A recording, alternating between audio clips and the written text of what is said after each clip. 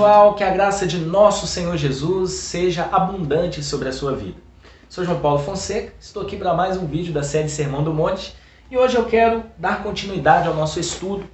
Mateus capítulo 5, versículo 31 e 32 diz assim: Também foi dito, aquele que repudiar a sua mulher deve dar-lhe uma carta de divórcio. Eu, porém, lhes digo, quem repudiar a sua mulher, exceto em caso de relações sexuais ilícitas, a expõe a se tornar adúltera, e aquele que casar com a repudiada comete adultério.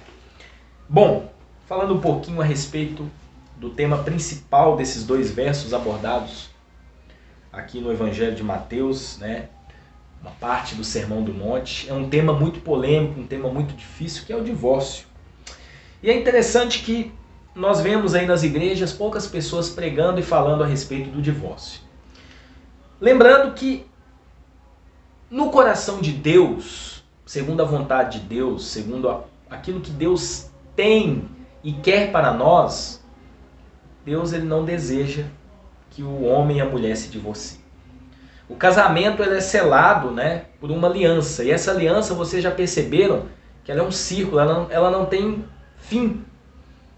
Ela é redondinha ali, é um círculo, é um anel, é uma aliança, é um pacto.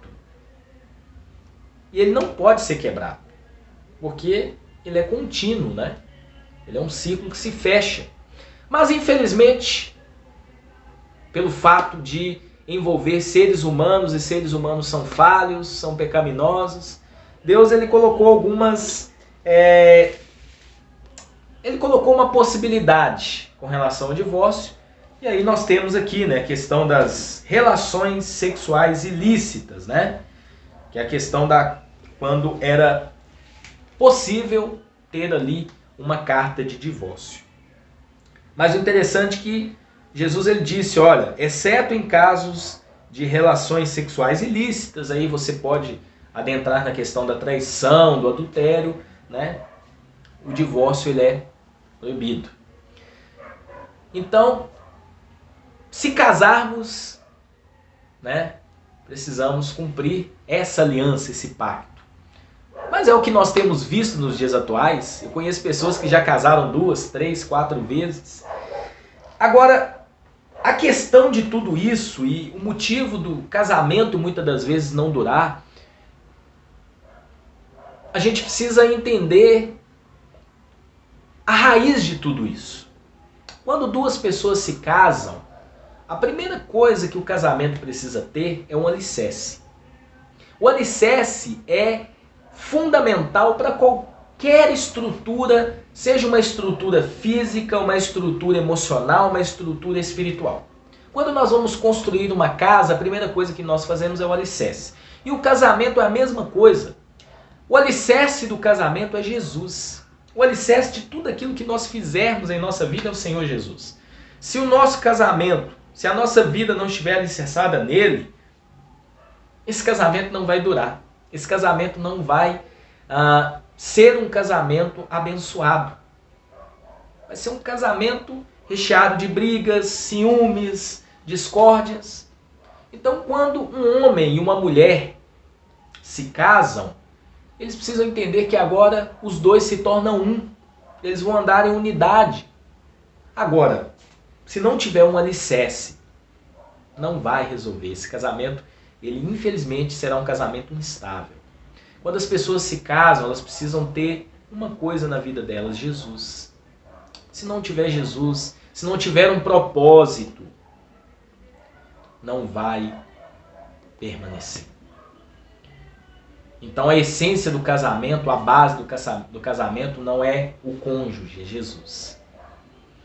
Alicerçados em Cristo, tendo como manual de regra de fé a palavra, esse casamento ele vai permanecer. Porque as pessoas que estão ali, o casal, o homem e mulher, eles vão ter um entendimento que um completa o outro. Um vive em prol do outro, mas tendo como base Jesus Cristo. Você que está aí me assistindo, você não vai colocar a sua vida e colocar a sua esperança no seu cônjuge. Você vai colocar em Jesus. Você vai deixar Jesus conduzir o seu casamento. esse grande número de divórcios que nós temos presenciado muitas das vezes, a primeira coisa que eu sempre observo é a falta de base, é a falta de fundamento.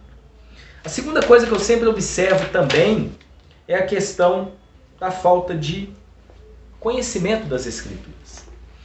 Quando nós temos o verdadeiro conhecimento, quando nós somos não apenas ouvintes, mas praticantes dessa verdade, os pequenos problemas que acontecem, eles são solucionados muito antes de virar uma discórdia, um debate. Porque a Bíblia nos instrui a perdoar, a amar, a ser paciente. É o fruto do Espírito que existe em todo cristão. Agora, quando nós temos um conhecimento bíblico, a gente entende que um casamento não é simplesmente para satisfazer vontades ou apenas para procriar, gerar filhos, não. Ali você está construindo uma família, você está construindo algo assim sólido. E por meio da sua família, por meio daquilo que você está construindo ali, baseado no fundamento que é Jesus, outras pessoas serão impactadas. Então, além da falta de alicerce, falta de conhecimento tem sido uma grande causa do divórcio. E o terceiro ponto que eu também observo com relação ao casamento é muitas das vezes a falha na comunicação e no diálogo. Muitas das vezes os casal eles não dialogam, não conversam, não oram juntos, não têm uma vida devocional. Isso acaba atrapalhando e muito o desenvolvimento e o amadurecimento ali do casamento. E por fim, uma coisa importantíssima é que os dois estejam no mesmo propósito. Quando nós estamos ali orando com a pessoa para casar, eles precisam ter o mesmo propósito. Agradar ao Senhor Jesus, viver para o Senhor Jesus, ter uma vida autêntica, uma vida transformada por meio da palavra. Só assim esse casamento vai estar estruturado, porque tem alicerce, tem pilares, tem uma estrutura, não uma estrutura baseada neles mesmos, mas baseada no Senhor Jesus, pois Ele é que dá o fortalecimento a esse casamento. Então, nós precisamos entender que o nosso casamento tem um alicerce que é Jesus. Como cristãos, devemos levar a sério a vontade de Deus para as nossas vidas e nos comportarmos como verdadeiros cristãos, honrando a aliança do casamento. Casamento não é uma coisa descartável, é uma aliança. Assim como Deus fez uma aliança por meio de Jesus Cristo, temos agora a aliança, o pacto da graça, o casamento também ele precisa permanecer. E só permanece aquilo que tem alicerce.